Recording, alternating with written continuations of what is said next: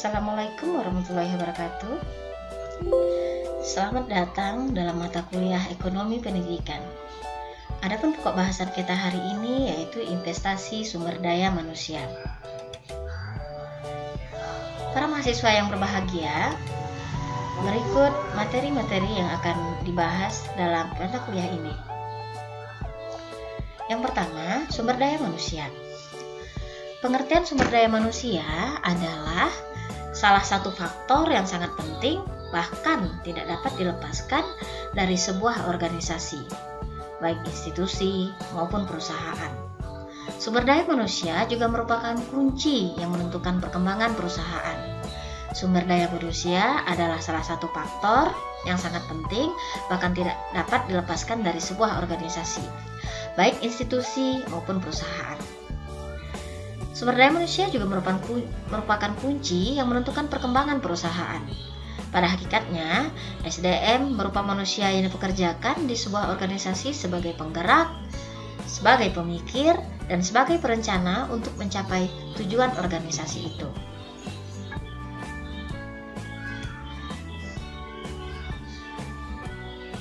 Analisis ekonomi atas investasi sumber daya manusia. Pengertian dari analisis ekonomi merupakan salah satu analisis yang digunakan pada modal teknik fundamental. Analisis ini cenderung digunakan untuk mengetahui keadaan-keadaan yang bersifat makro dari suatu keadaan ekonomi. Alasan kita perlu melakukan analisis ekonomi adalah karena kita perlu memahami kondisi ekonomi yang sebenarnya. Berangkat dari analisis tersebut, barulah kita dapat membangun strategi ekonomi yang tepat. Tanpa analisis ekonomi yang akurat dan mendalam, tentu sulit bagi kita untuk melahirkan strategi yang tepat dan efektif. Nah, dalam hal ini, lebih spesifik kita ingin memahami apa itu investasi sumber daya manusia. Yang dimaksud dengan investasi sumber daya manusia adalah investasi sumber daya manusia di mana kualitas diri manusia dipandang sebagai modal yang penting, yang apabila ditingkatkan atau diperbaiki dengan benar, maka akan memberikan keuntungan ekonomi di masa depan, selayaknya investasi lainnya.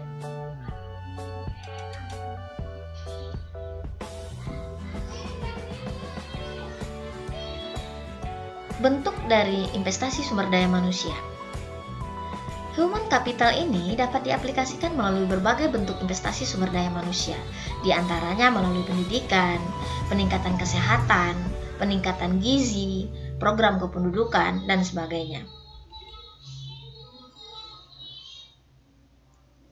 Secara makro, mengapa pemerintah perlu melakukan investasi di bidang sumber daya manusia?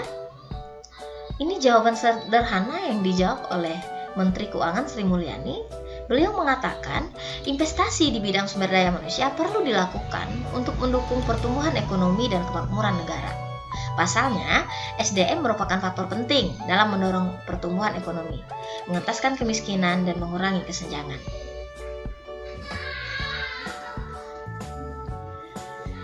Nah, secara mikro, ada beberapa pilihan ketika kita melakukan investasi di bidang sumber daya manusia. Yang pertama, pilihan bekerja atau pilihan untuk sekolah. Nah, banyak di antara kita yang setelah lulus memilih untuk langsung bekerja. Memang sih ada beberapa alasan mengapa orang yang telah menyelesaikan pendidikan formal seperti SMA dan SMK untuk langsung bekerja setelah lulus. Tapi tak sedikit dari mereka yang juga bekerja sembari kuliah.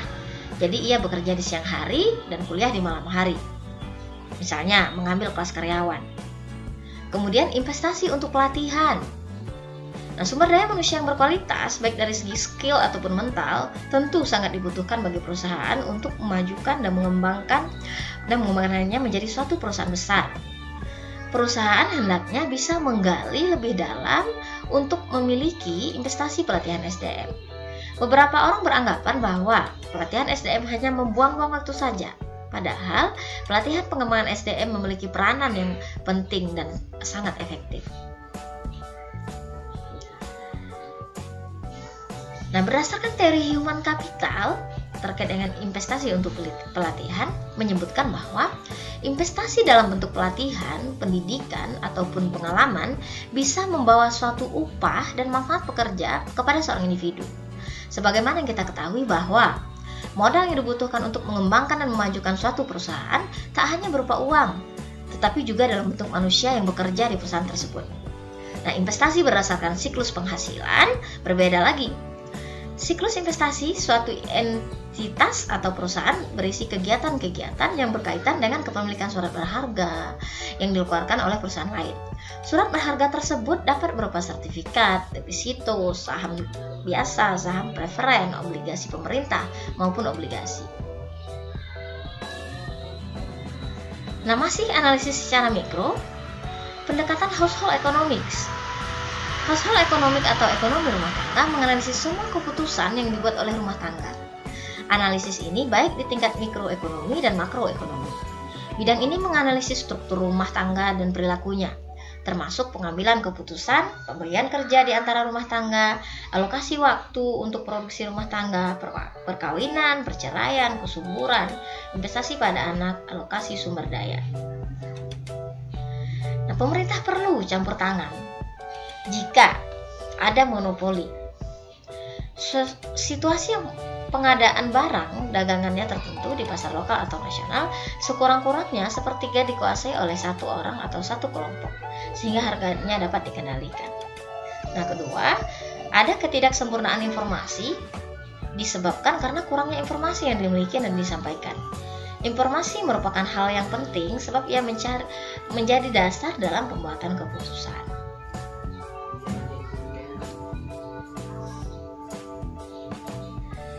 Ada eksternalitas, biaya yang harus ditanggung atau manfaat tidak langsung yang diberikan dari suatu pihak akibat aktivitas ekonomi.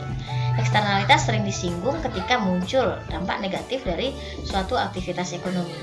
Ada barang publik, merupakan barang-barang yang tidak dapat dibatasi siapa penggunanya dan sebisa mungkin bahwa seseorang tidak perlu mengeluarkan biaya untuk mendapatkannya. Nah, bentuk campur tangan pemerintah, investasi langsung.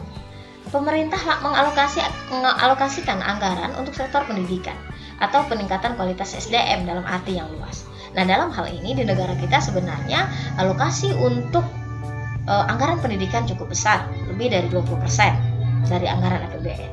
Nah, artinya pemerintah sudah dengan sangat serius memperhatikan aspek pendidikan. Kemudian public-private partnership. Pemerintah bekerja sama dengan sektor swasta dalam pelayanan di bidang pendidikan. Kemudian ada kebijakan pendirian lembaga pendidikan, standar kualitas, pengawasan, dan sebagainya.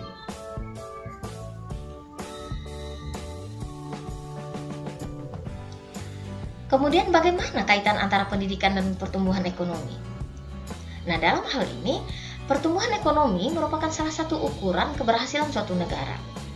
Pertumbuhan ekonomi akan dipengaruhi oleh beberapa faktor, antara lain tenaga kerja, modal, dan kemajuan teknologi.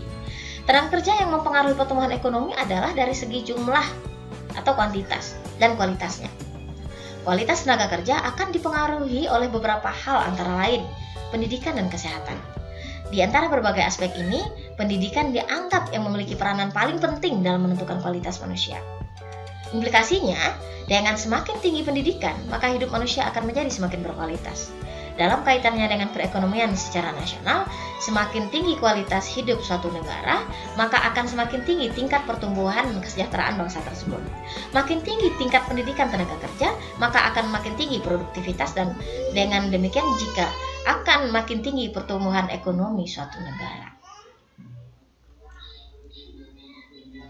Kemudian ada pun peningkatan kualitas hidup SDM terdiri dari pembangunan pendidikan, kemudian pembangunan kesehatan, kemudian menumbuhkan sektor produktif serta mendorong semangat kemandirian untuk bersama melepaskan diri dari kemiskinan. Jadi, ketiga hal ini memang sangat penting untuk kita pahami. Kemudian investasi pendidikan akan berdampak positif terhadap keterbelakangan ekonomi karena dampaknya pada peningkatan kemampuan manusia dan memotivasi manusia untuk berprestasi.